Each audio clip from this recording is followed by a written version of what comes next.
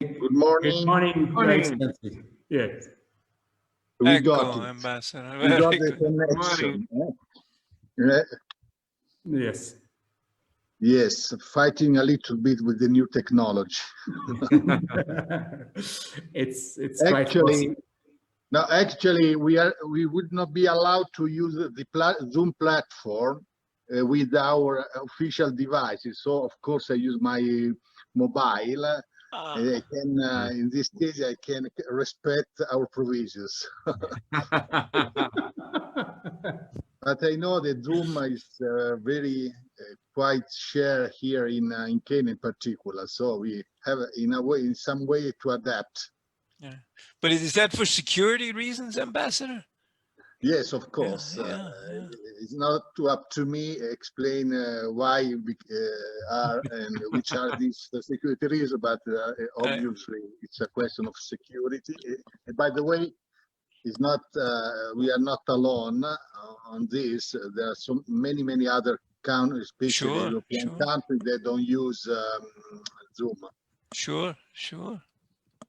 But WebEx is okay. I think Team Microsoft, it's okay. And so Zoom is the one that's not considered. Okay, yeah. No, Zoom just in official devices, so we can use it in our mobiles, for example. Right. And by the way, I don't want in any manner jeopardize an important event like this. So, And by the way, it's of course it's a pleasure to see you all again. If just unfortunately in a virtual manner, but this is the situation. Hoping that maybe next month, I don't know, maybe next year we'll. Next year, I think. New physical meetings, and and despite the situation, we continue to work, to be committed to promote a partnership with our Kenyan friends, in particular in a very important sector such as the private sector, and we'll say something about it. Yesterday, for example, I participated to another similar event, a webinar organized by Unido Italia, and about green business and in Kenya, and how Italy can and actually is doing a partner with our Kenyan friends. And I will tell also some, I think, interesting figures about green business that in a way also is part of the E4Impact agenda, I think. And it was very interesting exchange views about what has been doing here in Kenya. And it was very interesting talking with both with institutions, both with the representative of the private sectors on what has been doing and what should be done still to promote and boost even more this important sector, which, by the way, creates enormous quantity of new jobs everywhere. So this is very interesting, and so it. By the way, we are waiting for the start, no? Sure. Right. I will shut. We're live, but David, I made my speech. Yeah, we can start. I think we are live here. We are also live on Facebook. Okay. And I think we'll give a chance to our General Director, Frank Cinque, to make some opening remarks. Okay, so we are waiting for him, and we are ready here. Okay, sure. And he's here as well. Yeah. Hello, my name is Frank Cinque. As David introduced me, I am the General Manager of the E4Impact Foundation. And I'm very proud to welcome you all to this webinar that was organized together between E4Impact Foundation and the Italian Embassy there in Nairobi, Kenya. The title of our webinar is Accelerating Sustainable Development. But to be more specific, what we're doing is talking about a Kenyan-Italian response to emerging sustainable economic opportunities. And I think this tagline is very representative of what you're going to see this morning.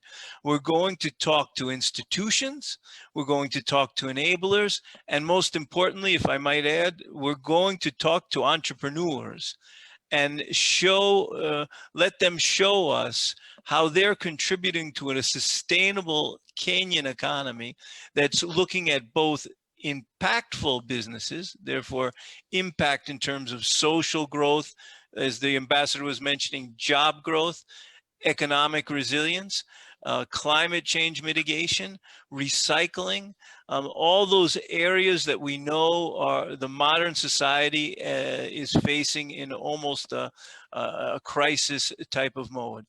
These entrepreneurs are working together with the Italian Development Organization and with E4Impact, who is kind of the operating or executing arm of the Italian government, to build business models that last over time, economically sound, job creators, but also at the same time impactful environmentally and socially.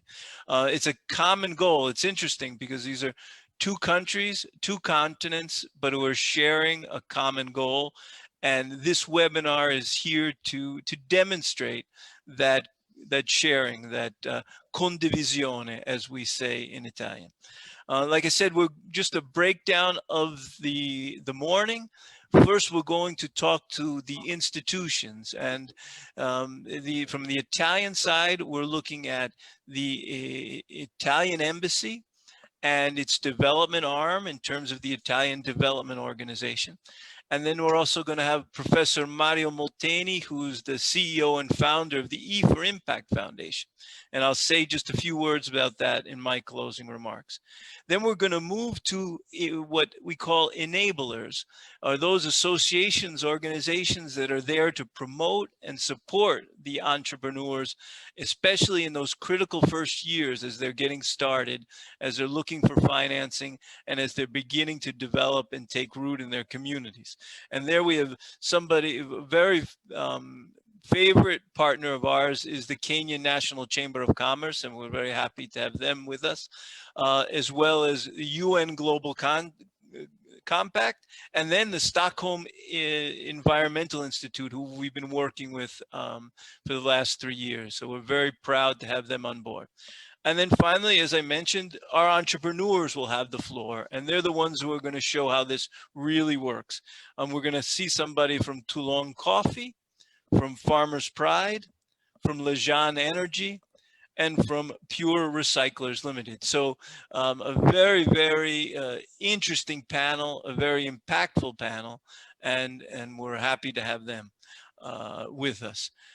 Just a quick word about E4Impact, who together with the Italian Embassy is hosting this event. E4Impact has been in Kenya since 2010. We are an organization that was born from the Catholic University of Milan, and we're currently operating in 14 African countries, soon to be 21 as we move into 2021. And what we do in each of these countries is we work with a partner university to train entrepreneurs who are interested in creating economically sustainable, but also environmentally and socially impactful businesses. We began our program with an MBA, and that MBA has been running in Kenya for 10 years now. And together with the Italian Development Association, we've had the wonderful opportunity now for 2 years to grow that model, and now to add an accelerator, which is looking to accelerate those impactful companies and help them to grow and become more stable. This is a model that we hope to replicate in other countries across Africa. As you can imagine, being in 21 countries, the potential to create this collaboration between university, private sector, the Italian Development Corporation and business accelerators to support the development of new and growing businesses in the country is very, very exciting to us, and we're very happy to be a part of this. So just to get us started, thank you for all the panelists for being here. Thank you, David, you will be moderating the session. Just like to introduce the Ambassador Alberto Pieri, who will be opening our meeting today. Ambassador Pieri has, notwithstanding his youthful appearance, has 30 years of diplomatic experience working for the Italian Ministry of Foreign Affairs. He's had important postings in Latin America, in Colombia, Brazil, and Venezuela. He's also important postings in Central Asia, where I think he was considered an expert in Central Asia, and was also the ambassador to Kazakhstan and Kyrgyzstan. He has been in Kenya now since 2018. He's been a strong supporter of the development and the involvement of the private sector, as well as supporting cooperation and development in Kenya, and is also very, very enthusiastic about issues which regard sustainability. So we're happy to have him here, and Ambassador, I give you the floor. Thank you.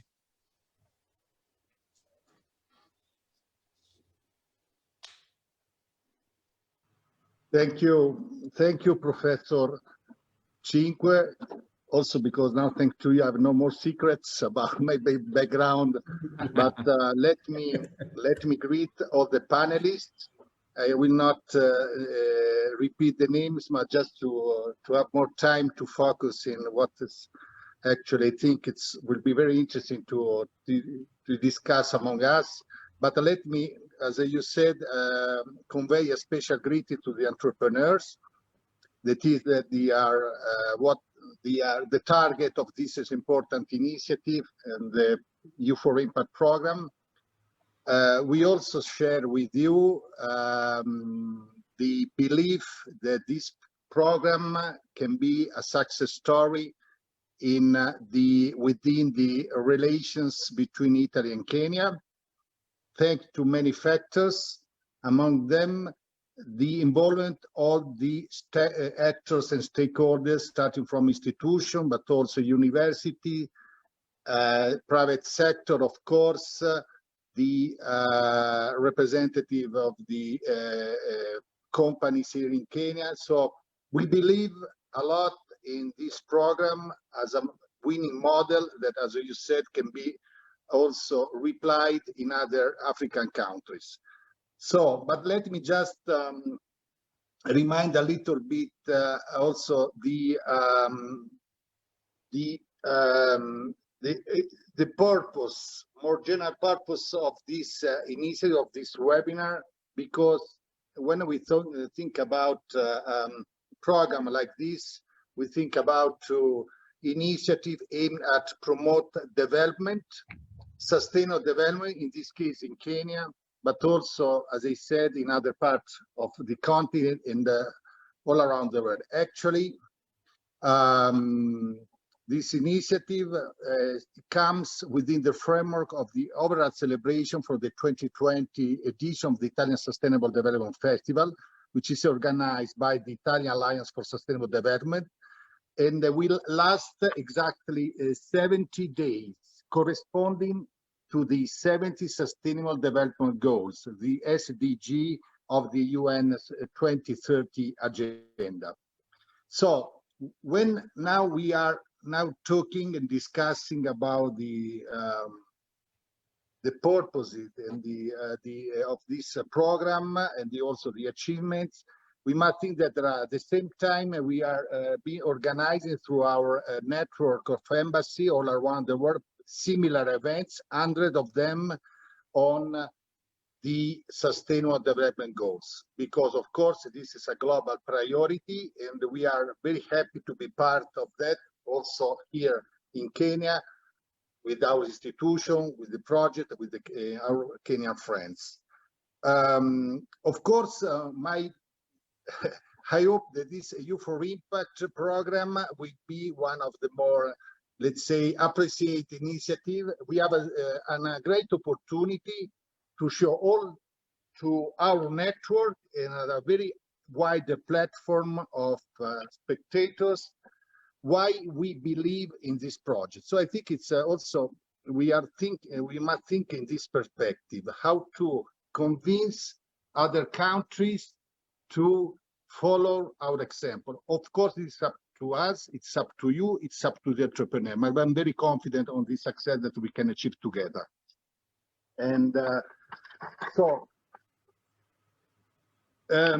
of course, you already emphasized the main aspect of the program. I would like just to reiterate again some concepts, which is particularly, I think, interesting and innovative of this program, which is this triple helix approach involving research and development institutions, public sector, as well as private sectors. And also the important to encompass the whole society effort that is necessary to bring sustainable development goals from policy to practice. I mean, the only winning approach is working all together, civil society, institutions, companies for shared objective. Before starting officially the seminar, I was mentioning the importance of sustainable development, also in terms both for, of course, economic, but also environment needs. There has been a very recent research in Italy which highlight that by 2024, so in 4 years, green business companies, so companies that focuses on green, on sustainable productive process product, will hire 1.6 million, that is people, 6 for every 10 new jobs. So what does it mean? The green business can be an enormous opportunity. And this path, these figures can be also, I mean, this is the same path that we can run here in many other countries, I'm sure also in Kenya. And I'm sure that E4Impact initiative is one of, can give an important contribution in particular, not just, of course, the specific target to train and to launch startup, but also to be, as I said, a model, a kind of flagship program, if we can say, for other countries. I believe a lot as ambassadors, as institution, to the importance to put together in a very fruitful way all are the components that I mentioned. Of course, I think it will be very also interesting hearing to the direct witnesses from the entrepreneurs, because eventually they are the target, they are the protagonist of this program, and they are the outcome of all the efforts that we are putting in this program all together. But I'm sure that this will be, again, a very positive experience that we are going to hear from them. And what I can say that we will continue in this partnership with you, with all the institutions here represented, and of course our major, if I may say, our major satisfactions would be maybe one day to bring to scale up this project in terms of best practices not just within the framework of the bilateral relations between our countries, Kenya and Italy, but also at a higher level. This will be a great satisfaction. I think it is possible, but we must believe in it. We must make any efforts, but I'm very confident. So, just to conclude, I would like to mention another concept. When I talk about sustainable development, I would like to stress how this constitutes not just a global, for sure, priority, but also a national top priority. In this case, I'm talking about Italy. As you know, Italy next year will co-chair together with the UK the COP26, that is this international initiative against climate change, and at the same time, through our parallel presidency of G2020, we continue to put the green business, the sustainable development, the fight against climate change among our top priority. So what I want to say, there is a continuum in this initiative, because, for example, fighting climate change is not an environmental issue, but also it's a way, it's an answer to create jobs. And in particular now, when we face a very, very challenging moments with the COVID crisis, but I'm sure that this is the way, and not because I'm sure, because, for example, talking about sustainable agriculture, I know that there is some entrepreneurs train some startup in sustainable agriculture within the framework of the E4Impact.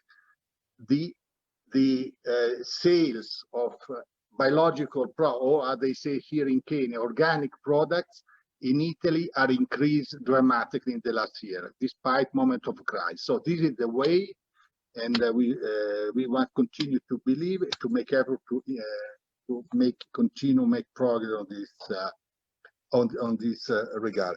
So to conclude, just I wish all the best for our panelists and especially for this initiative, in order to continue to underline the importance of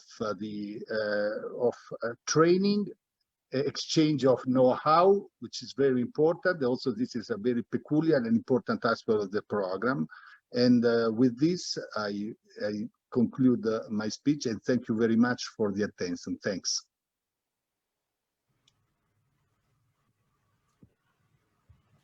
Thank you very much, Your Excellency, for your remarks. I think we really feel encouraged to be part of this, which is something not only Kenyan, not only Italian, but a global venture which we are doing. Thanks for your remarks. I think we will go next, and we will have Professor Mario Molteni share a bit about the work that E4Impact is doing, more specifically on promoting sustainable development goals in its activities. So we welcome Mario Molteni. He is the founder and CEO of the E4Impact Foundation. He was also the founder of the business school, AICS, which is the business school of the Catholic University of Milan. So welcome, Prof. Thank you, David, and thank you very much to His Excellency for his contribution. Well, I don't want to talk just about the foundation, but I would like to touch this topic, the SDGs impact and impact measurement. No? First of all, why is impact so important for E4Impact? Well, just from the name, you can easily understand that impact was at the core of our mission. No, so our idea was based on the hope to create a strong impact in the country at the beginning in Kenya and then in the other African countries.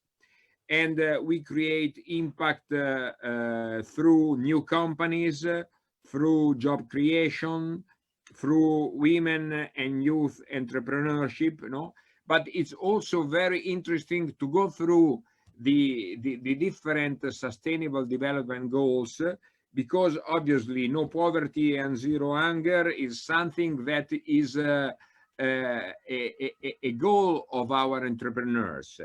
Good health is the main topic, the main goal of well, 10% of our entrepreneurs. No, well, we reached till now more than 2,000 entrepreneurs in Africa, so it's very important. Obviously, quality education is very important. Gender equality, as I told before, is very important, because the 33% of our entrepreneurs are women, and I think that several of the best are just women, no? Decent work. And also the logic, the 17 goal, for example, partnership, is just the methodology, the approach that we want to use, because we do not work alone, but we work always in partnership with the local institutions, and especially the local universities, no? And also we just speaking about impact, no? We call our entrepreneur impact entrepreneurs, no? We would like to create a new generation of impact entrepreneurs. Why? Because impact entrepreneurs, in our conception, in our mindset, are able to combine the two big goals: the goal of creating profit, creating economic value, and the goal of creating social and environmental positive impact. So impact entrepreneurs are these win-win actors able to reach the two goals. Okay, this is just to say that impact is at the core of our mission, and the SDGs are the way in which we measure impact, we consider impact. Second point, my intervention is very quick. Second, why impact measurement is a key priority for ourselves, for the foundation? Well, first of all, is because we want to understand if we are perceiving our mission. So we have to measure this to judge ourselves and to be judged by the external stakeholders. Obviously, this becomes the center of our communication, because we do not want just to communicate our activities, but we want to communicate the impact that we are going to generate. Obviously, impact measurement is something that is relevant for reputation, for the project competing in taking new projects, for fundraising, and so on. So, as for all the non-profit organization, but now more and more also for the profit organization, the paying attention to impact and pay attention to measure impact is a priority of management, of the governance of a company. Okay, the third and last point that I want to touch is how E4Impact is committed to supporting its entrepreneurs to understand and to build sustainable enterprise. How we do this, no? And answering this question, I would like to follow the process through which our programs are realized. No? This could be very easy to understand. First of all, in the communication policy, our message is be an impact entrepreneurs. Impact entrepreneurs, I already told you what we mean. So we want to enroll impact entrepreneurs. This is the first stage. The second stage is the selection stage, and we privilege the businesses with a strong impact. So several of our projects are in the green agriculture, in the circular economy, in the sustainable housing, in businesses that create several jobs, in developing value chains that are critical, that are very important in the country. Combining with new technologies, because we think that using technologies could be really an important way to increase the impact and to increase the way we reach the SDGs. Then moving from selection and to the starting moment of our program, I have to say that the first lesson is also dedicated to impact. We change our model because in the world there is the business model canvas, that is the model for supporting an entrepreneur to develop the business, but we create what we call the business model canvas plus, and plus means that you have to consider also the positive and also the negative impact that the company has can develop. No, so this is just a new mindset that we want to introduce in our education and so in our entrepreneurs. Then there is a course that is dedicated to forecast impact following the SDGs logic. You know, we ask every entrepreneur, please understand very well the SDGs, try to understand which are the main important development goals that are relevant for your company, and please ask yourself, how can you increase the impact on these development goals in your business? Then we give a support for measuring impact, because we have some experts that are ready to coach our entrepreneurs in this. And at the end of the program, we ask the entrepreneurs to put the section about impact both in the pitch that they present to investors and in the business plan that they present to a potential partner, a potential funder, and so on. So really, E4Impact is something that is at the core of our initiative, is the main mission of what we are trying to do. And as I told you, this is something connected with our goals, with our activities of impact measurement, and all our education is oriented to impact. So I think that we want to be more and more perceived as an actor that is, let's say, giving a contribution to the cause of SDGs everywhere, but obviously, first of all, in Africa, because our mission is to work in Africa, partnering with African institutions. Thank you very much. Thank you very much, Mario. I think your remarks and your insights on how E4Impact is really working hard to embed SDGs and impact in education is critical. Thanks for your remarks. If any of you as participating, if you have any questions, there is the Q&A, and you can actually type in your question there. If you have a question to the ambassador, to Mario Molteni, and to the other speakers who will be speaking, you can type your question. I think we keep going on with the introductions of who we are in the chat. I think it's working very well. We are getting to know each other. You're getting to know who else is participating in this webinar, which I think is very good. And it's also being recorded, and we will also still share with you. And so people can really even interact beyond today's webinar.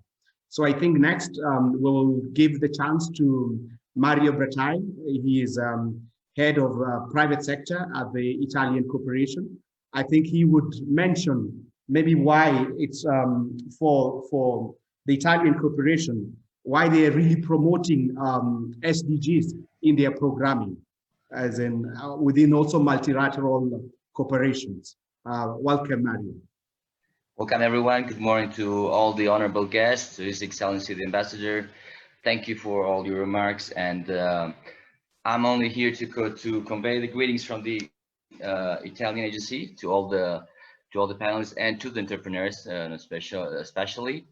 And I would like to add some few remarks on why it's very important for us to embed the SDGs in our programming and in our projects. And as you know, as the president of E4Impact, Professor Mario Molteni was saying, you know, those are the aspects we're looking for. He was explaining very well what E4Impact Foundation is doing in Africa with different programs. I'm looking at the MBA programs and the E4Impact Accelerator that we are funding.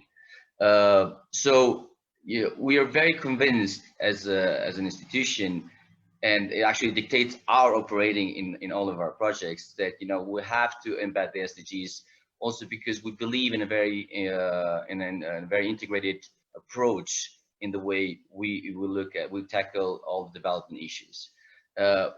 We know very well that an action in one specific area of SDG would have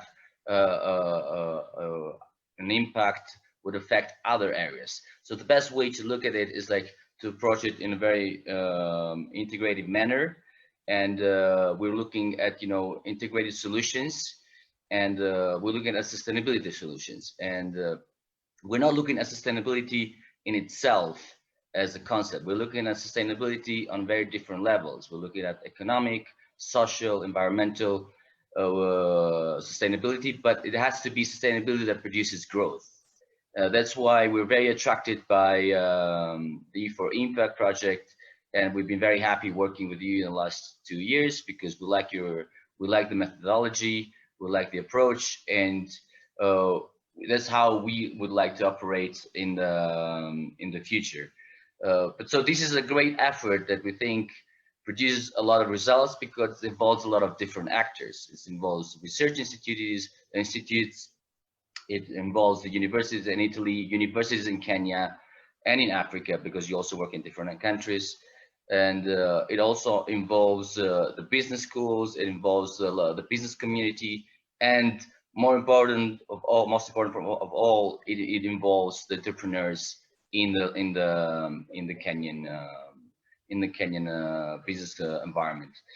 So said that, we're really looking forward to working with you in the next years, and we would like to see more and more of these kind of projects coming by. So I just wanted to add my few remarks, and I would like to thank everyone, and I'm looking forward to hearing from the entrepreneurs in the next session.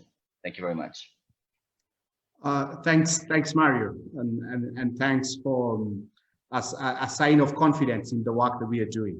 I think we promise, and we will keep working in this way that is really collaborative and is bringing different actors as we work towards strengthening the entrepreneurial space in the various countries where E4Impact is working. So thank you. I think now we will move to the third session, which we bring in different actors to just share the work that they are doing. So at this juncture, we will invite Fatma Elmaawy. She is the second vice president of the Chamber of Commerce. We'll invite Judy Ngino. She's the director of the UN Global Compact for Kenya. And Philip Osano, who is the director of Stockholm Environmental Institute's Africa, to share their insights and how the enablers in the ecosystem are actually supporting or enabling the work on the SDGs. So I think I will give a chance to each of them, starting with Fatma, then Judy, and then Philip, to do a self-introduction very briefly about your organization, yourself, your organization, and what you're doing, and then I will pose a question which each of you would respond to. So welcome, Fatma. Thank you, David, Your Excellency, Ambassador Alberto Pieri, fellow facilitators, panelists, and the guests that are here. My name is Fatma Elmaawy. It's a pleasure. And I, as David has said, I'm the second vice president for the Kenya National Chamber of Commerce and Industry. KNCCI is an organization that was started in 1965. So we are pretty old, and we are represented in all the 47 counties.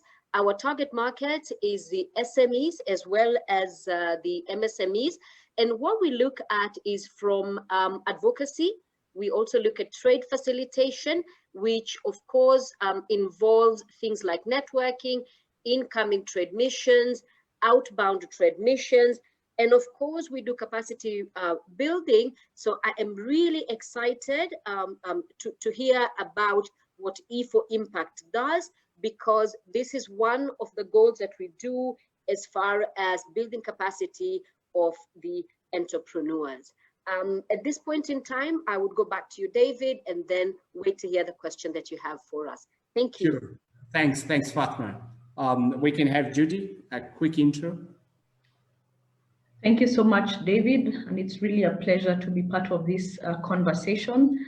Your Excellency, Mr. Ambassador, and my fellow panelists, it's a pleasure. As you've heard, my name is Judy Njino, Executive Director, Global Compact Network here in Kenya. For those of you who might not have heard, the United Nations Global Compact is a call to action to businesses everywhere, regardless of size, sector, business complexity, or even geographical location, to align their business strategies and operations in line with universal principles. And we look at 4 key issue areas touching on human rights, environment, labor, and anti-corruption. The UN Global Compact is also a call to action to businesses everywhere, to entrepreneurs, to take action in support of the Sustainable Development Goals. It was launched 20 years ago by the former UN Secretary General, Kofi Annan, and it has since grown to be the world's largest voluntary corporate sustainability initiative that's bringing together collectively the voice of the private sector, but also the non-business sector, to transform society, but also to give a human face to the global market. Here in Kenya, we are working to support close to 1,000 companies, both large homegrown Kenyan companies, subsidiaries of multinationals, but also a huge SME base.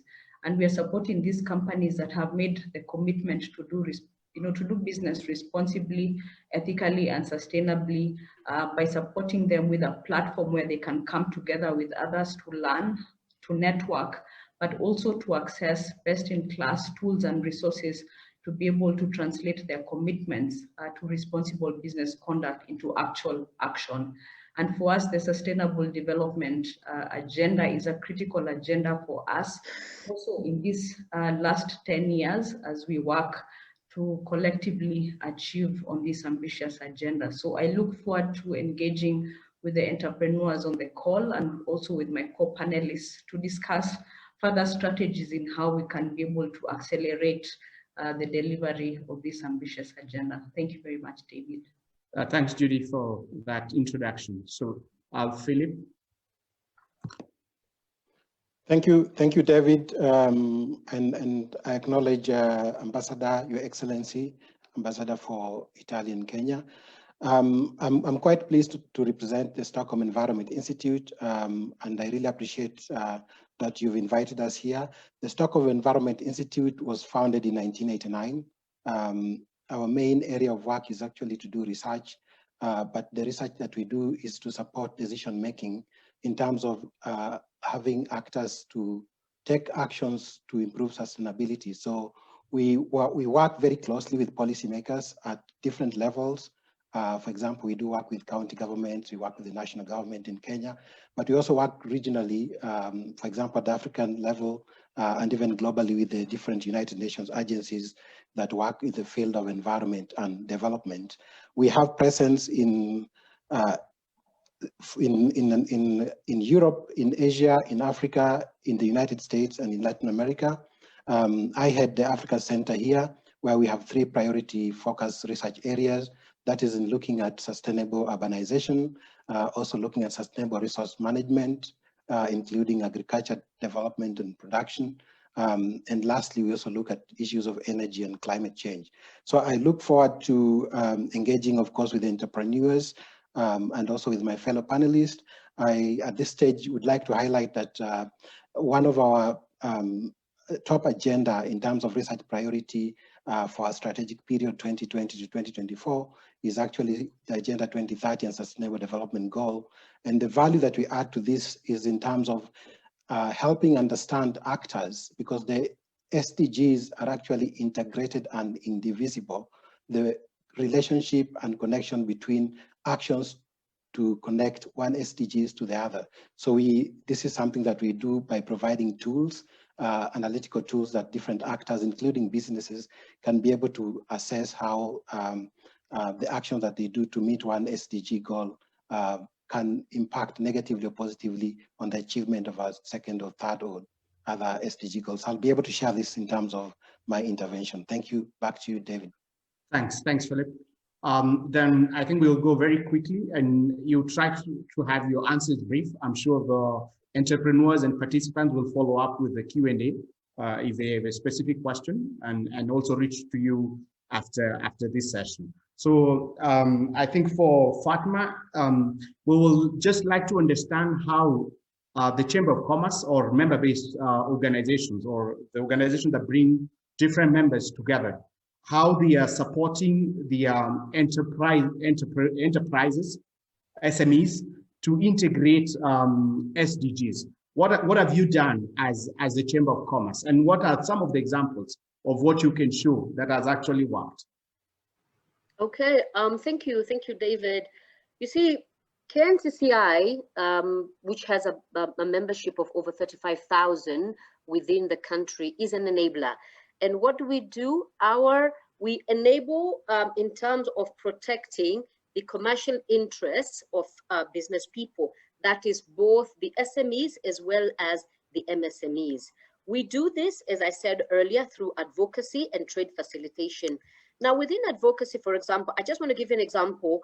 We did have a challenge previously whereby government was not paying business people. Now, this made business people not be able to continue because they did business with the government and then they were not paid. Now, as KNCCI, because we are the voice of the business people, we get in touch with the right, in this case, with the government, and then we lobbied and we advocated for the government to pay the business people. So as far as SDG is concerned, this is about reducing poverty, because if you don't pay me, then I cannot do business again. We also looked at, within Kenya, now that we've gone into counties, we have what we call CES, that is multiple licenses. For something to come from Kisumu to Mombasa, every county that a business person goes through, you actually end up paying licenses within that county. So as a chamber, again, being an enabler and through our advocacy arm, we advocated through the COG, through the government, so that if it's a license, people are using the highways, they are using the national roads. So why should they pay the counties? You see, it becomes more than one tax. And then when the taxation is high, again, the business person is not able to pay. The other things that we were looking at as far as trade facilitation is concerned, KNCCI, we arrange both outward as well as inward trade missions. Now, if you are a member of KNCCI, we will advise you about the missions outside as well as the missions that are coming in. And as an entrepreneur and as an SME, you are able to trade. We connect you, so to speak. We connect you with both local as well as international business people. So this is something that we are able to, we've been able to do. And when you look at the SDGs, we've been able to reduce poverty, because the biggest problem, to be honest with you, of an entrepreneur I know we talk about finances. Yes, finances is there. But after you've given me finances, you need to create markets for me. Now, markets can be both locally as well as internationally. When it comes to international, this is done through the inward and the outward missions. But when it comes to locally, we are also working with, for example, Trademark East Africa, in order to get an online platform. If I have honey and I'm in West Pokot, I'm in Baringo, somebody at the coast should be able to buy my honey simply by logging onto that particular platform. We've concentrated a lot on SDG number 1, which is poverty, zero hunger, decent work, and economic growth. Some of the things that have happened during COVID, where business has been reduced, where there have been social distancing, where people have not, because of a depressed market, a lot of businesses actually went out of business. So as KNCCI, we have partnered with the MasterCard Foundation. And what are we doing?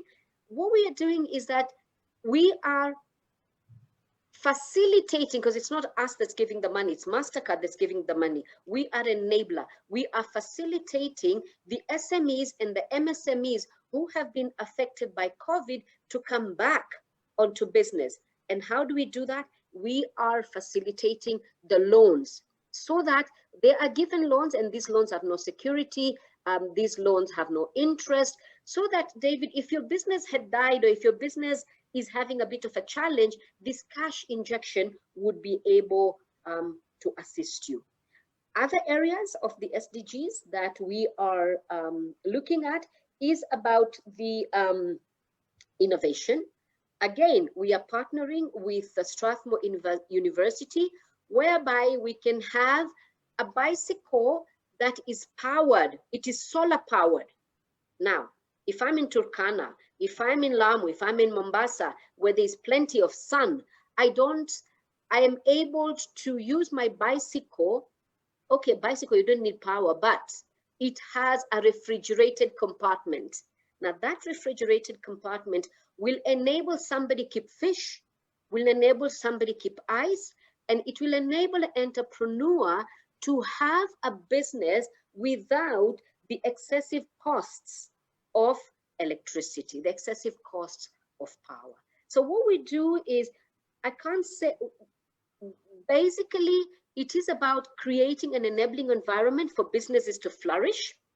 It is about working with the business people so that the business people can grow, either through facilitating the loans. Of course, we are also working with the Equity Foundation, and Equity Foundation, again, is going to give loans to the SMEs and the MSMEs. We are also partnering with the Ministry of Health, so that instead of importing face masks have become a necessity now. Our local entrepreneurs from every county is able to make face masks. Okay, so it is both about creating the market, enabling acceptance or doing of that market, and it is also about the innovation that is part of it, because the bicycle is going to cost about 70,000. Again, if an entrepreneur is not able to come up with that 70,000, we help you once again to get funding so that you can pay for that bicycle over a period of time. We've also been working with other partners. For example, goal number 17, it's about partnerships. So we work with various partners in order to assist the entrepreneur. And then, of course, we want to make policy. We work with the government in terms of getting policies to be done. The last one that I'm going to talk about is, again, on trade facilitation. And this is where I was very, very excited with Mr. Mario when he was talking. It's about capacity building. We build the capacity of entrepreneurs. Most of our entrepreneurs become business people, some of them, simply because they have nothing to do. Okay, they have nothing to do, so I will go and I'll become a business person.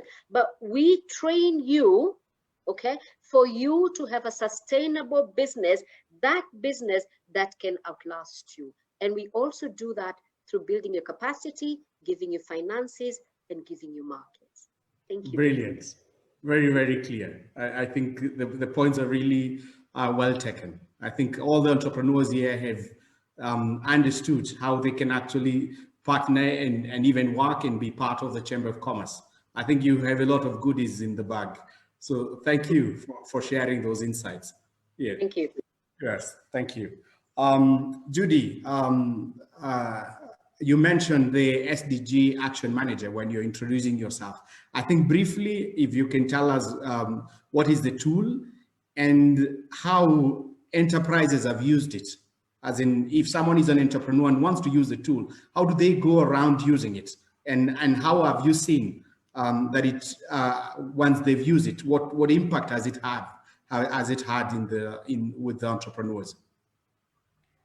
Thank you, David. And before I jump onto the SDG Action Manager as a tool that we have made available to companies, entrepreneurs, to begin measuring their impact around the SDGs, I'd just like to say that from what we have discovered since the launch of the SDGs in 2015, we had an initial, goodwill and aspirations from the business community to take on the goals and to begin to contribute to positive impacts. But 10 years to go, what we have discovered after really interrogating how businesses, entrepreneurs are actually integrating and interacting with the SDGs is that this goodwill and aspirations have not necessarily translated into tangible action. And action that ordinarily we would need to be able to reverse some of the negative impacts that we have seen in society and in the environment, such as those on climate change, on rising inequality, on poverty. We are seeing not enough action, not enough support from the business community at the scale and at the ambition in which we need to be able to deliver on this ambitious agenda by 2030. And as a result of that, as the UN Global Compact and BLAB, we thought it wise to come together and develop this tool, which we are calling the SDG Action Manager, which is a free web-based impact management solution that's available to companies everywhere, free of charge, that they can be able to use to make and to take meaningful action in support of the SDGs by the year 2030. So the SDG Action Manager basically has been modeled around the UN Global Compact 10 principles, which we believe are the baseline responsibilities for all companies that want to make a meaningful impact on the Sustainable Development Goals. And it's critical to mention that for companies and entrepreneurs that want to take action, they must remember they have baseline responsibilities which are non-negotiable, and this we have articulated through the UN Global Compact principles around issues of human rights, environment, labor, and anti-corruption. And without taking these issues into account, what we are finding is that there's a lot of what we are calling SDG washing, where you are forgetting your baseline responsibilities, but you're almost cherry picking on which SDGs that you need to take action on. So the SDG Action Manager has been designed to help companies and entrepreneurs to approach the integration of the SDGs and action on the SDGs through a more formalized way that enables you to, one, understand what your starting point is as a business. So if you're an SME, maybe in the energy sector, in the food sector, once you take on the tool, it allows you to see which SDGs are relevant for your business based on the company profile you will have entered on the portal. The tool is also critical in helping you understand how your business is creating positive value, and as I said, also the negative impacts that might arise as a result of your own business activities or your own approach to addressing the SDGs. It helps you to see a full picture of what your positive and negative impacts might be. And in the event that you do have negative impacts, it also allows you to come up with an action plan that enables you to then find a way to mitigate the same. We've also had good examples from the companies here in Kenya and also globally that have taken the tool, who are giving us feedback that it's helping them have a clear view and outlook of their own business and opportunities around the challenges presented by the SDGs. So as I think one of the previous speakers spoke about, the SDGs are not just challenges, but they're actually business opportunities that entrepreneurs on this call can actually begin to interrogate and see where they can come up with key business solutions to help also address the environmental and social challenges that we are encountering at the moment. I think we've also seen the tool being very useful for companies in helping them collaborate across business lines. So if you're a large company, probably with also complex structures, you're able to interact and integrate the different things that you're doing quite easily using the tool. It's also quite useful in helping you track the progress that you're making. And like I said, with 10 years to go, we are calling on companies and entrepreneurs, not just to take action, but to take action at a scale and at an ambition level that will be able to help us close the gaps within the SDGs as it stands right now. So we call on all the entrepreneurs on the call today to join the SDG Action Manager by logging onto the UN Global Compact website, as well as the B-Lab website, where the tool is freely available to anyone out there. It's also very easy to use. For SMEs, it's also designed to assist you because it doesn't require you to provide complex data, but allows you to start wherever you are at. So the important thing is for you to start and then be able to join a global and a national movement of companies that are also engaging in driving the sustainable development goals. And for those of you who might also be on the call, we invite you to consider joining the UN Global Compact, because alongside the SDG Action Manager, we have developed accelerator programs that are helping you to move, from the aspiration and the commitment that you have made on the SDGs, but helping you to track progress by setting goals and working with you through a journey where you can be able to meaningfully drive the impact that we need to see. But I think for now, what we are asking all the companies and organizations is to look at the SDGs as a platform and as a business plan that can help you also advance your own business goals, but also use it with the urgency that we all need to in this last decade of action. Thank you, David. Thanks, Judy. I think very critical, and I've seen that they put in the chat is the link to the free platform that you mentioned. I think that's good, and entrepreneurs are asking about it. And also the fact that responding to the SDG is also a business opportunity for SMEs. I think that's really critical for SMEs to get it. I think then we can go to the third panelist, Philip. And I think Philip, a bit of what Judy mentioned could speak to your area. She spoke about cherry picking on the SDGs. So I think your question, Philip, is really on the trade-offs and synergies within SDGs. I think this is some work which you've done as say. So we just want to understand what are these trade-offs and synergies among the SDGs, and specifically more on the agri-value chains. We've been working together in some projects which has been targeting the agri-value chains. Well, how have the SDGs helped our implementation of, for instance, SDG number 12, help the entrepreneurs in those value chains that we've worked with? Yeah, thank you, David. And I'm quite pleased that some of the issues that were identified by the previous speaker, Judy, about cherry picking, I would like to suggest in terms of the work that SCI is doing, maybe kind of 3 solutions.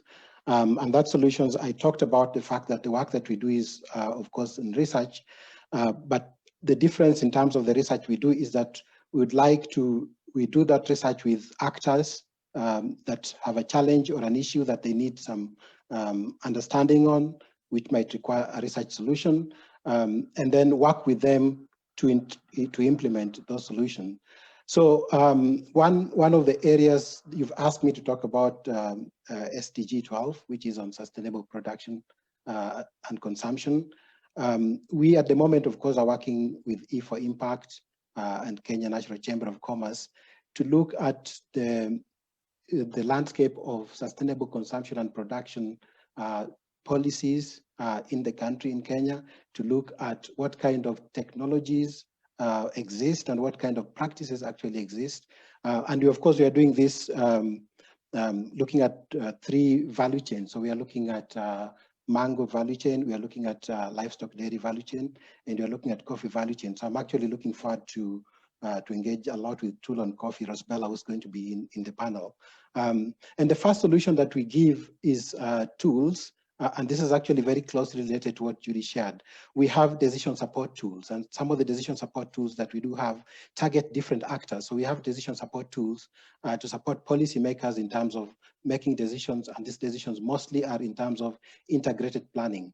So if you want to look about the interconnectors with SDGs, if you look at the work that we do, for example, in mango value chain, we start from working with the farmers, because when the farmers are growing the mango, they would need seedlings. They would need to make sure that they manage their soil fertility, which means fertilizer. They would need water. And once they harvest, of course, this has to be stored, processed, transported, and then go through some value addition processes. So we've been doing research to map the technologies and practices that exist across all those levels of value chain to find out which of those practices and technologies actually contribute to sustainability. And we define sustainability very practically. We look at water use efficiency, for example, that's an issue. We look at pollution reduction. If you have technologies that minimize waste, for example, if you have technologies that contribute to emissions of greenhouse gases, and then we map all these technologies. And then now we actually have an inventory of what we call sustainable consumption and production technologies. And these are made available to the SMEs, value chain actors, in the form of handbooks that we've prepared, so they can actually, the handbooks show them how to do it. So that is one way in which we provide solutions from mapping the landscape and understanding what is working and what is not working, and what measures do we need to do so that we scale up the adoption of technologies and practices that are working in terms of identifying the constraints. They could be policy constraints, for example. Fatma talked about markets. You know, one of the market issues, for example, at the moment is issues about food safety, for example. So you need standards, and those standards mean that if you produce food that does not meet the standards that are accepted, it's not going to be accepted in the market. It's not going to be certified. So we look at those kind of constraints and then be able to identify how can we work about those constraints. The second thing I mentioned is that I talked, for example, just about water. For if you're farmers or producers that have to irrigate, that has implication of SDG 6 on water, because we're talking about SDG 12, but that is connected to water. But if you have, if you produce perishable, for example, like mango in this case, or you produce other, food products that would need cooling and chilling, you need energy. So you are linking already to SDG 7. And of course, the total impact of having a food security, better food security situation would contribute to SDG 2, which is in terms of ensuring food security. So all these interconnectedness, we are able to bring them forward at the policy level. And just to give you an example, this year, Kenya prepared its second voluntary national report, which was submitted to the UN. And we've actually been engaging with the State Department of Planning in terms of helping them really understand what are the synergies and trade-offs around how these SDGs are working. So I would just give you an example in terms of that report. We are seeing one of the key issues that we have to look in SDG 12, which is actually to do with reduction of food waste and food loss. So at the policy level, we know that we have policy frameworks in Kenya. We have the green growth, green economy strategy, and implementation plan. We have the Vision 2030 medium-term plan for 2018 to 2022. And all of this actually provide certain measures that would enable actors, whether they are policy makers or SMEs or local communities or farmers try to implement practices that will include food security, but waste management has been a big challenge, and in particular in the food system, a large part of our food is actually lost through post-harvest losses. So we have been trying to understand what are the ways in which we can actually increase the shelf life of food after the production. And again, that speaks to working with entrepreneurs, working with government to ensure that the infrastructure is there, whether it's transport infrastructure like roads or storage facilities or processing facilities and things like that. So I just wanted to bring this into the discussion. And lastly, just add that we also get involved and do support the different actors in terms of capacity development. I've talked about the handbooks that we produced for SME actors in the coffee value chain, in the dairy value chain, as well as mango value chain. But we also do a lot of training. So some of these tools that we have, we provide a lot of training in terms of how can the tools be used to help with decision making. So one of the tools that we have, just to mention as I conclude, is a water planning tool, because we'd like to understand in a watershed, for example, we have actors who are doing agricultural production, so they will need water for irrigation. We might be using the same water for hydropower generation. We might need the same water for industrial uses and so on.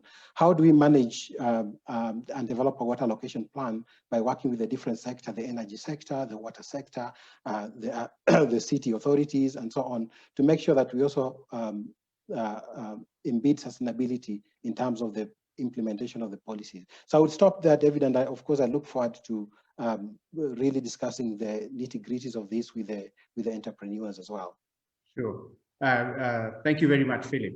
I think there are things that we can immediately pick, or entrepreneurs can pick even from your discussion.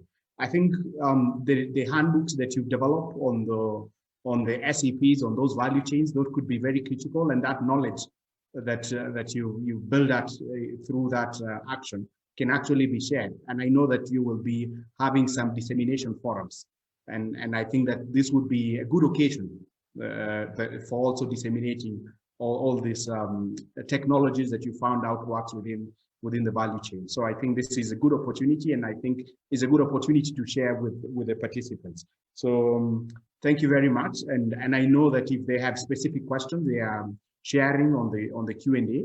And as we wind up, we will see which are the pertinent questions to be responded to. Thank you. So thanks very much, our panelists. I think we will move on then to almost the last bit of today's webinar, and this last bit is around showcasing, as in the best practice. So our panelists have been helping and working with entrepreneurs, but really we want to really see what are the entrepreneurs doing, as in what is it that we've done together with them. And for this session, we have 4 entrepreneurs. They've been supported and worked with E4Impact in different programs. For instance, Tool on Coffee has been in our Switch Africa Green program, which Philip mentioned. We've been implementing with, say, at the Chamber, Etimos Foundation, and some other actors. Then we have the Farmers Pride and Pure Planet, who have been beneficiaries of the accelerator program that we've run, and Lejan Energy, who is just a recent graduate or alumni of the MBA program that we offer at Tangaza University College.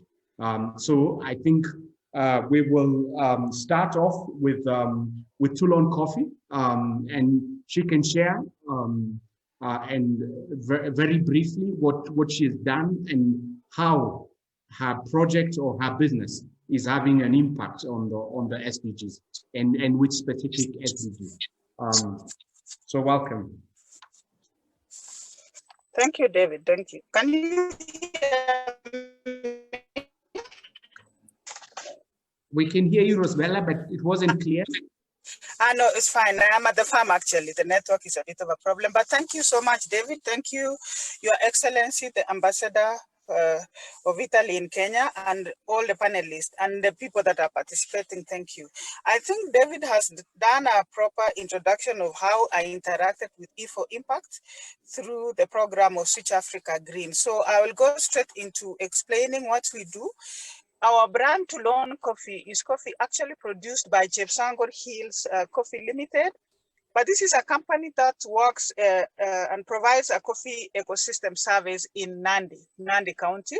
We've started in a place called Chepsangor, and it's very interesting the results that we are getting. We are working with the farmers, and as we are talking now, we have a farmer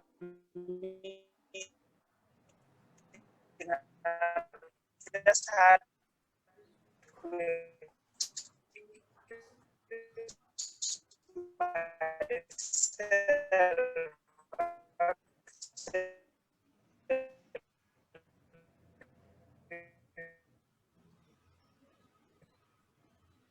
Rosbella, maybe we can't hear you now. To sit in and give my contribution. What we do is that we disseminate information. Hello? Hello? Yes, go on. We can hear you now.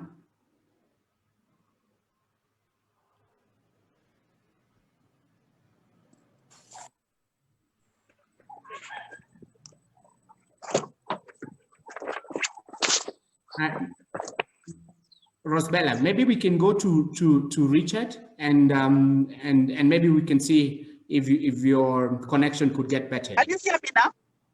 Can you hear me now? Now we can hear you. Okay, yes. Let me do it when you can hear me because the network is a bit hazy. So let me do it quite fast.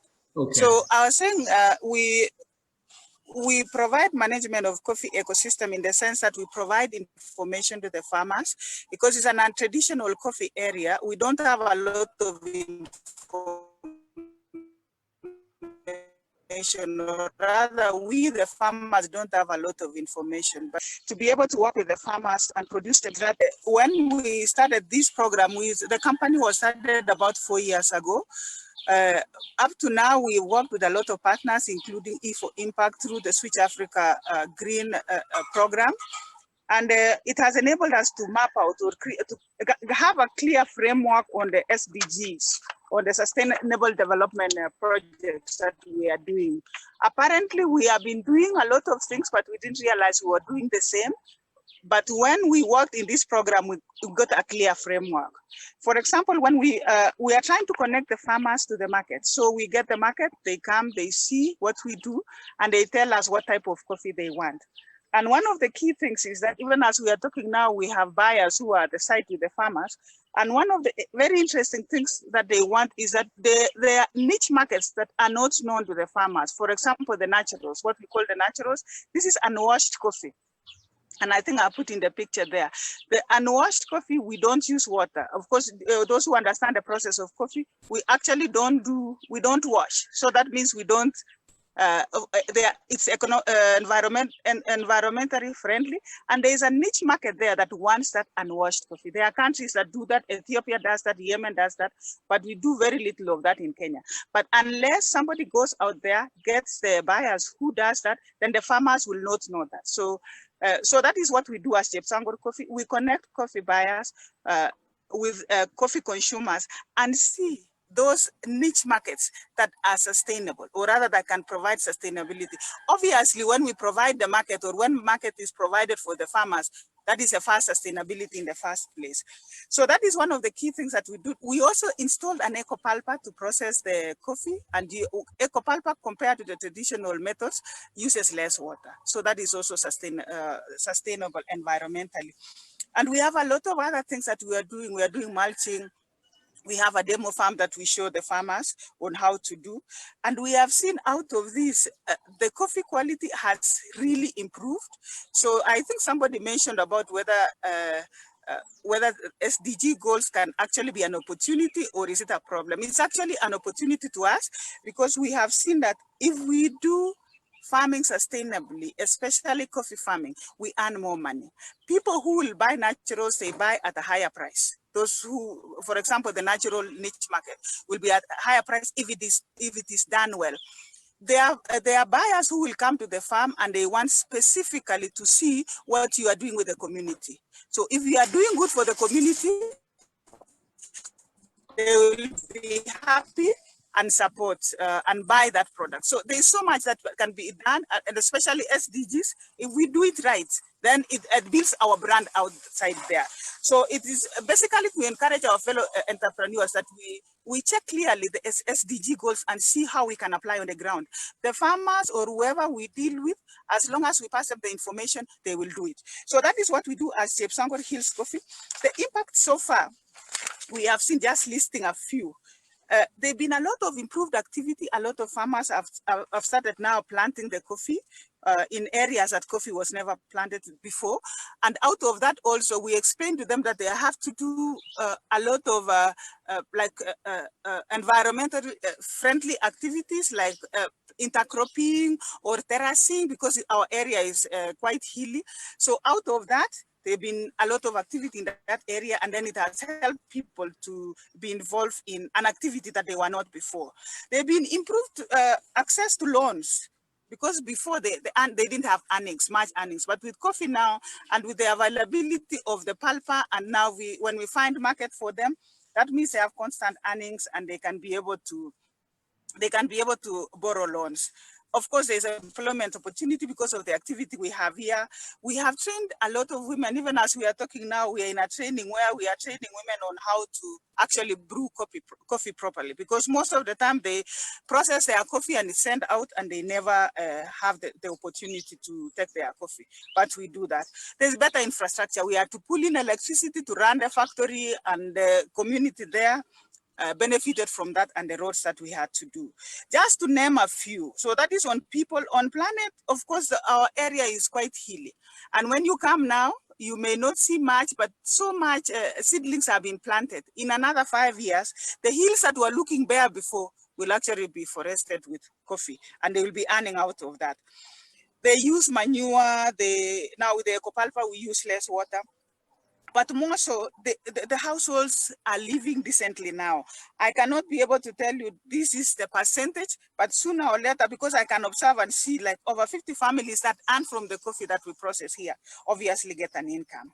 So, and then the input suppliers, because we have to use a lot of manure. So the women and the men that have cows sell to us the manure and sell to the coffee farmers manure.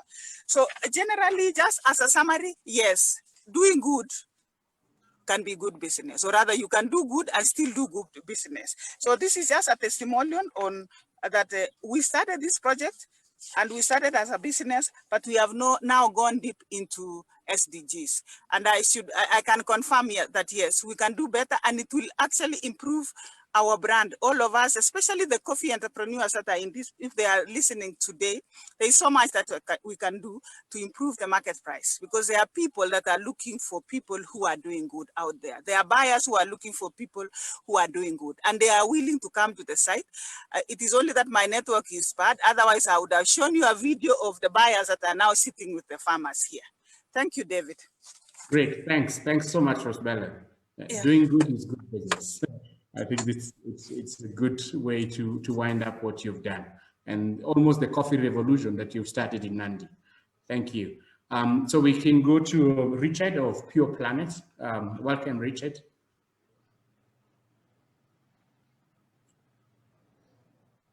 It seems you're on mute. Yeah, now yes. His Excellency, the Italian ambassador to Kenya, the President E4Impact, my fellow panelists, and the other guests, good afternoon, and thanks for your time. My name is Richard, and I'm here under the auspice of the Pure Planet Recyclers Limited. Pure Planet Recyclers Limited is a plastic recycling company that was started in the year 2015. And basically, we deal in processing of post-consumer plastics from residential areas in the urban Nairobi, metropolitan areas, Basically, what we do is that we take plastics, bring it to our facility, and sort so that we can get the material that we sell to plastic manufacturers. So we promote the circular economy through value addition of waste plastics into affordable and quality raw materials or secondary materials, if you like, that we sell to manufacturers of plasticware. Thereby, we create empowerment, social empowerment, economic empowerment, and also environment mitigation from degradation and pollution. Our process involves collection from landfills, and also we have been able to now put together a network of aggregators thanks to the engagement that we had with E4Impact. Now we have a network of aggregators all the way to about 62 at the moment. These are small micro businesses that now we have an understanding where they collect for us, so that every time we go there, every morning we send trucks and they collect. And also at the landfill, at the dump site, we also have people who collect specifically for us with a business understanding. So when the material comes to our place, we do sorting manually, and then we do weighing. Then from there, in our facility, we also have machines that process into flakes, that is grinding or crushing, if you like. From grinding, we are able to wash and dry, and then move on to process pellets, as you can see on the light lower corner of the screen. We convert that waste into pellets, now sorted into colors and types, and which then we move on to deliver to our customers. Some would come to collect, and others would we would deliver to them. So we have seen a lot of impact coming from our engagement with the E4Impact in terms of the manner in which we are doing our business. Now we have professionals on board. Now we are upgrading our capacity as well. So we have had impact to date. We have been able to reduce waste from the landfill to the tune of moving now to over 1,500 metric tons. Something else that we can say is that we have managed to move very close to the Dadora dump site. I know most of us have heard of the dump site in Dadora. We are about 200 meters from the site.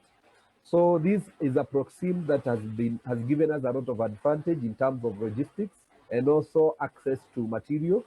Then economically, we have had a lot of impact in terms of what I just said earlier, inclusion of micro businesses into representing us in the collection value chain, whereby with an understanding, we have 62 micro businesses that we refer to as aggregators in the value chain of recycling. These people obviously have their employees. They could be 2 or 3 of them. So these are the people that we are depending on in terms of growing our collection network. We are also aspiring into getting into production of new items, maybe in a year from today, so that we can have a full cycle production process, which we like to refer to as the closed loop, whereby we can collect waste, convert it to new products, and then present the same product to the market. In terms of social impact, we have had also creation of jobs. We have about 22 direct jobs in our facility. And then now looking at the indirect job creation, we have about 500 and growing now, considering the people that are working with us downward. And like I said, these micro businesses also, enterprises also have their own impact. So that has been an achievement that we are very proud to also. And also in regards to mitigation of the pollution and environmental degradation. This is something that we are very, very proud of in regards to the SDG number 13, which calls for us to take urgent action to combat climate change and its impacts. So in that area, we are aspiring to continue to have more impact We are planning to raise our impact in terms of correction. We want to raise our impact in terms of bringing more people on board. We are also a member of the Kenya Association of Recyclers. This is an umbrella for recyclers in Kenya. So we are very much informed that as Pure Planet Recyclers in the area of awareness creation. We offer training to youth, knowing that the youth has been affected very negatively by lack of jobs. So we have been training people in terms of this initiative called Waste to Value initiative. And we have seen more and more people getting into the collection business. And this is something that is creating serious socio-economic impact because people are happy, people are making a living out of this. And we find them coming back after having visited our facility and coming back. Some of them would ask us to go and collect materials from them. Others would come for other directions in terms of getting into grinding. And this has been very good for us. Thank you. Thank you, Richard. Really, I think the impact is great. It's really amazing. Supporting 62 micro enterprises, I think is really a big jump as in towards employment creation. Issues about climate action you spoke about, decent work, waste to value. I think this is really great. And it's also notable that you're not only a member of the Kenya Recyclers Association, but also an official. So I think this gives you a really good platform to really scale what you're doing. Thank you. Thanks, Richard. So I think next we go to Lejan and Jane. You can share with us your work here. Thank you very much, David. I want to acknowledge the presence of His Excellency, Ambassador Alberto, E4Impact CEO, Professor Mario, the rest of the panelists, and everyone who has logged into the webinar today. Good afternoon. It is an honor for me to be here. I'm Wangare Jane, as you've heard, the CEO for Lijan Energy Limited. We are in the cyclic economy, recycling biomass waste into biomass briquettes, which are of high calorific value, economical, 100% eco-friendly for use by factories and large institutions, therefore reducing carbon emissions and deforestation. We directly impact SDG number 7, which is the affordable and clean energy. And in SDG number 7, we directly impact goal number 1, whereby we ensure universal access to affordable, reliable, and modern energy services in Kenya. And before I talk about my business, I want to acknowledge E4Impact and the MBA program. Like David mentioned earlier, I am one of the alumnus joined in 2018 of the MBA program. And I'm one of the recipients for the scholarship that the MBA, the E4Impact offers to entrepreneurs to attend the program. Thank you very much, E4Impact. And the reason why I brought that up is to tell you that during the program, that is why I encountered the concept of the Sustainable Development Goals. And through the program, I was able to clearly link my work in the business, in the renewable energy, and my impact in the and what were the specific goals of the SDG I was impacting. It is through the program I was able to understand, and I was able to align our business with the SDGs. And I'm happy to inform you that in this year, beginning of the year 2020, we participated in the Science, Technology and Innovation Forum Call for Innovations for 2020 under the Global Innovation Exchange. And I'm one of the global winners, and also the 2020 class top of innovations for the SDG implementation, UN SDG implementation. I'm one of the global winners for this, and it is through the MBA program, it is through the impact that I was able to articulate what we do. Thank you very much for that. So what we do at Lijan Energy, we recycle any type of biomass waste, and the biomass waste could be sawdust, it could be rice husk, coffee husk, coconut shells, any kind of biomass waste into the environment. We collect it from the environment wherever it is all over Kenya. bring it to our factory. We are based in Maimahio, and we've been doing this for the last 6 years. And then we process it into briquettes. We give these briquettes to the institutions, large institutions and factories. And our impact to date, we have been able to offer direct jobs and indirect jobs along the value chain, direct jobs over 15, indirect jobs over 100. We have been able to offer additional income to millers. Millers are the millers of the raw materials, such as saw millers, coffee millers, rice husk millers. We have given them additional income because we buy the raw materials from them. And we have been able to offer the briquettes as a fuel to factories, which has helped them reduce up to 30% costs on the fuel. We have been able to recycle over 4,000 metric tons of waste to date.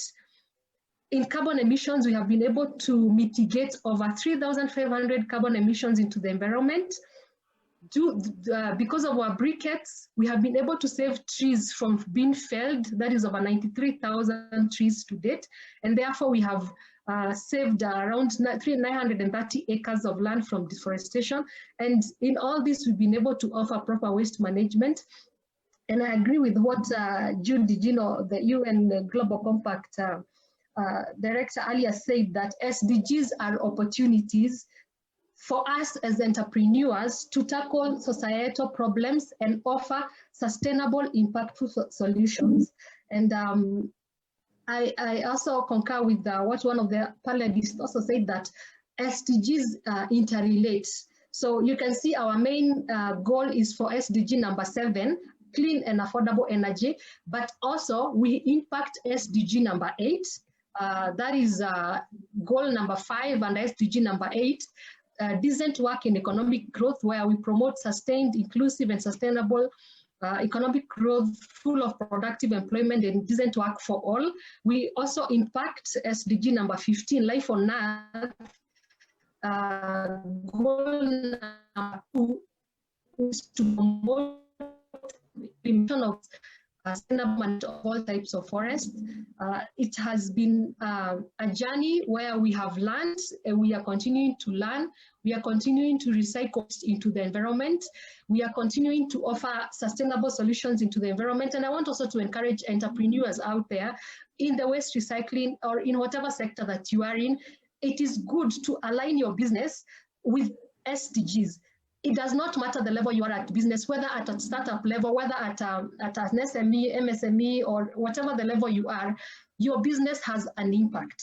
And therefore, understanding the sustainable development goals helps you to align your business with the global language of tackling problems. And therefore, you become part of global solutions at a local level, tackling solutions and impacting problems and offering impact solutions to the community. So it is good to understand what the SDGs is all about and align yourself, like we did E4Impact Accelerator Program and E4Impact MBA program for those who can be able to manage, help you, like they did myself. They helped us to articulate how our work aligns with the SDGs, and you can see we have been recognized this year. That is a great honor for us, because I think that is the highest recognition a business can get or an entrepreneur can get. So it is good, and we look forward for recycling more biomass waste in the future. Thank you, David. Great. Thanks, Jane, and congratulations once more for the awards that you've won and for your words of encouragement, actually, to all the entrepreneurs who are listening in. I think it's possible to become part of a global family and having a global effect with the enterprise that anyone is running. So thank you. Now let's listen to Samuel, the founder of Farmers Pride. Thank you, David. To all guests on board, fellow panelists, all protocols observed, good afternoon. My name is Samuel Muguti. I'm the CEO and founder of Farmers Pride. And basically, we are building a marketplace, a last mile marketplace platform where smallholder farmers can access the inputs they need, the services they need, the information they need, actually, for them to succeed in their farm. And I'll be speaking on the business Farmers Pride contribution to SDG number 8, decent work and economic growth. So when you talk about the farming and agriculture ecosystem in Kenya, for example, and actually the story cuts across many countries in Africa, is still driven by delivering last mile solutions to farmers. For example, how inputs are delivered, how agriculture education extension is delivered, how key services are delivered is still driven through the traditional model. And as farmers pride as a business, we feel that this is not sustainable.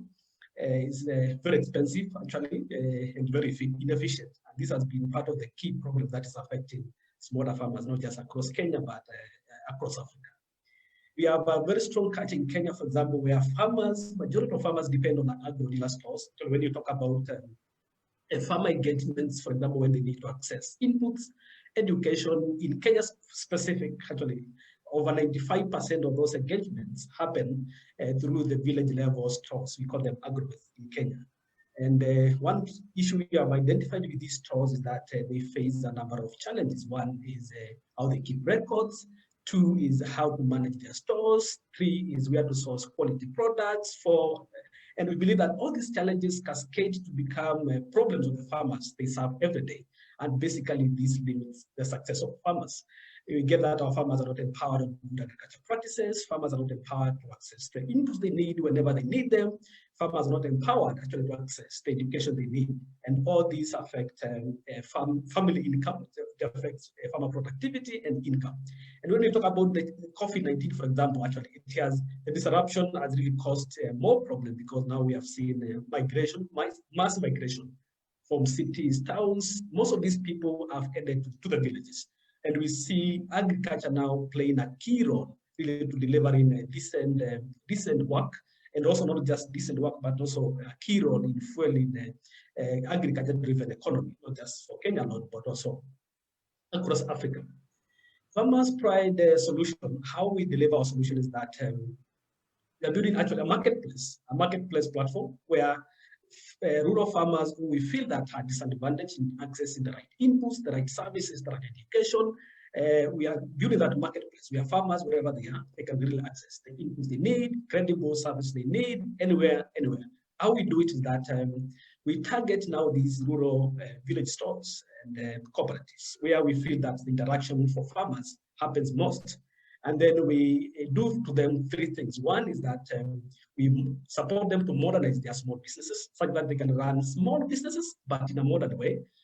Two, we put a layer of technology where we support them to digitize how they run their small businesses, to digitize how they deliver education to farmers, to digitize actually how they do record keeping, to digitize how they do inventory management. All this we have learned that it really contributes to building a successful business.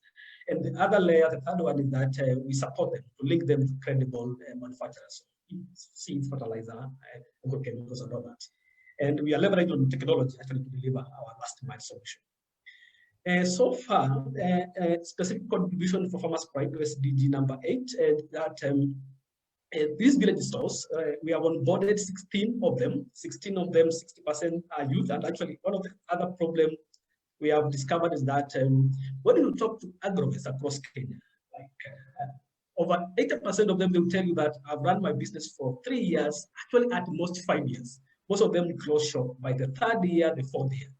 We have seen that the problem is majorly around management, sourcing products, and all these contributions really lead to these shops closing business, for example. So we have onboarded 16 of them.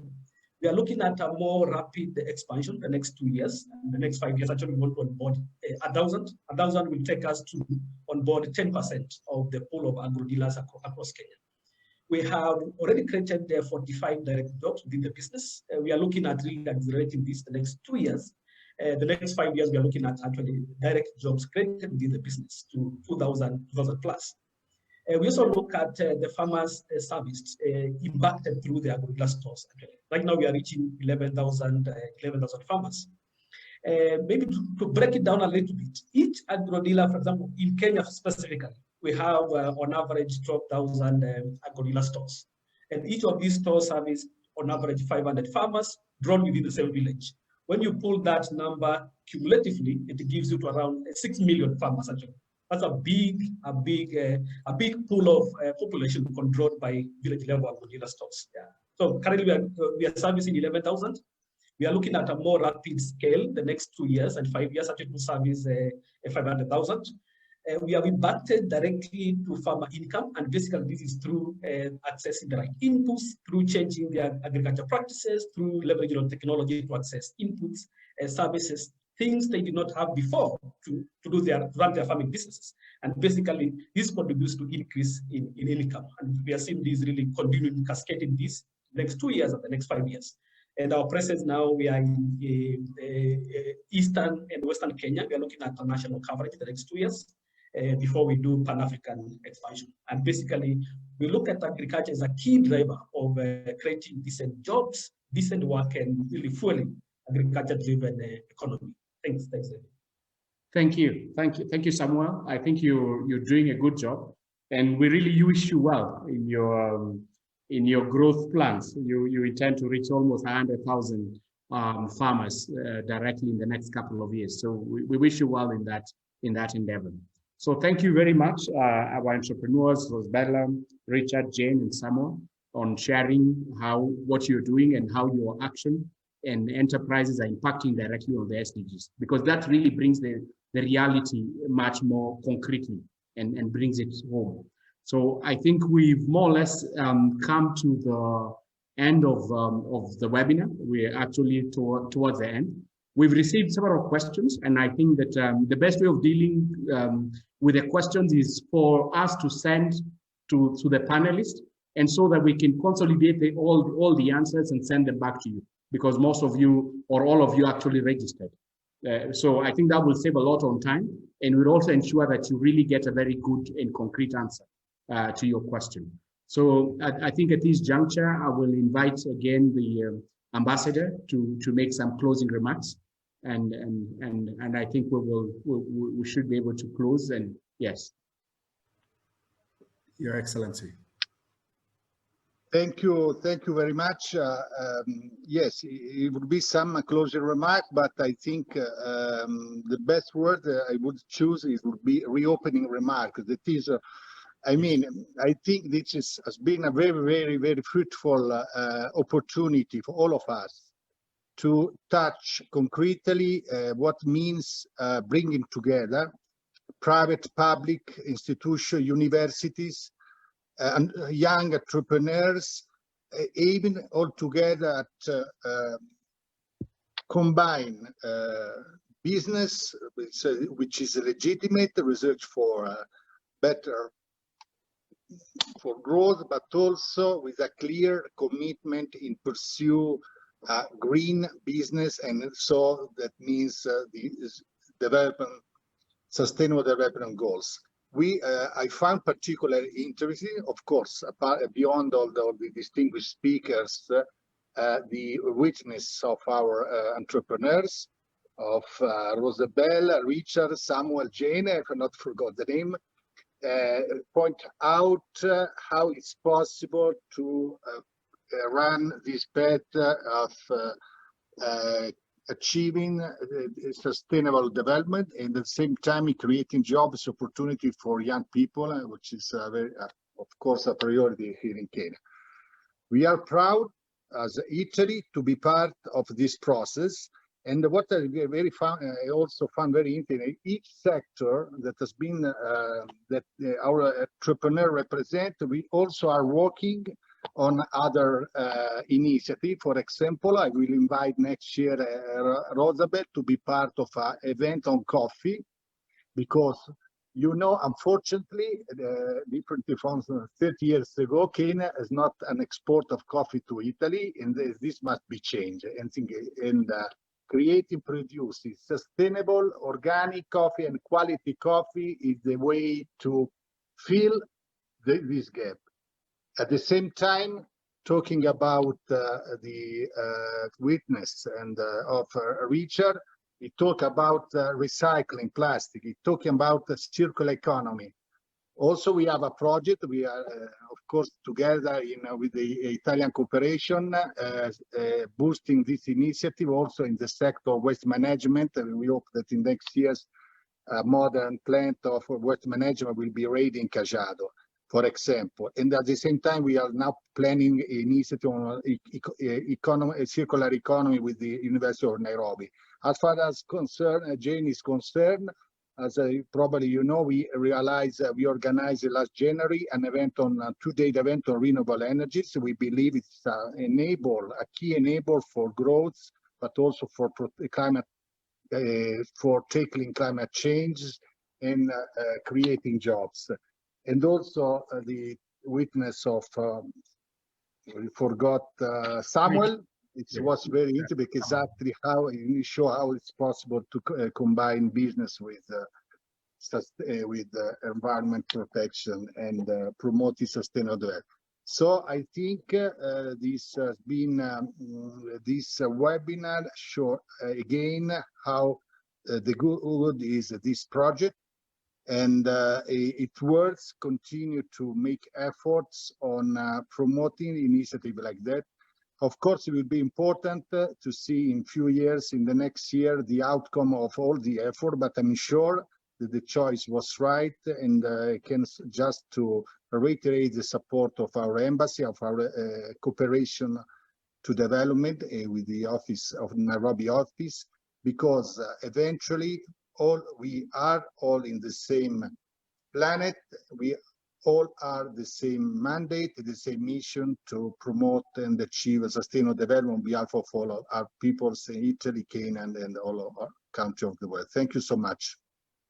Thank you. Thank you very much, Your Excellency, for your remarks and for your participation in the entire event. I think we really appreciate. We appreciate also the our colleagues, Professor Mario, Frank Cinque, General Manager, Mario Brataj from AICS, who made the institutional remarks. We appreciate the panelists, Fatma, Judy, Philip. Thank you very much. I think what we're doing is really very collaborative and having a big impact, as in with our little initiative, but globally and put together, it's really impacting a lot, many entrepreneurs. I could see in the comments and in the chats of what they've been sharing. And lastly, Rosbella, Samuel, Jane, Richard, thank you for your witnesses. We appreciate, and I think many other entrepreneurs have really learned from you. We thank you for that. And for everyone else who has participated in this webinar, we had hoped maybe it will last about 2 hours or 1.5 hours. I think we are really on time. We thank you. We promise to be in touch. All of you registered, so we have your emails. We've promised to send you all the questions, so we will consolidate the questions with the responses. And also for your information, Your Excellency, there are also questions to you. So I think we will also be reaching out to your responses. But I think everyone and all the entrepreneurs who participated have special questions for everyone who spoke today. So thank you, have a good afternoon, and we will be in touch. And if you need to reach out to us, I think the email that we use for registration is the same one that you can use to email us any specific question that you might have, and also asking for anything, next steps, what are our upcoming programs and so on. So thank you very much, and God bless you all. Have a good afternoon. Yes, thank you. Thank you, and Tunane Tena. Oh, Tunane Tena, yes. Bye. Thank Goodbye. you. you. Yeah. Thank you. Yeah. Bye.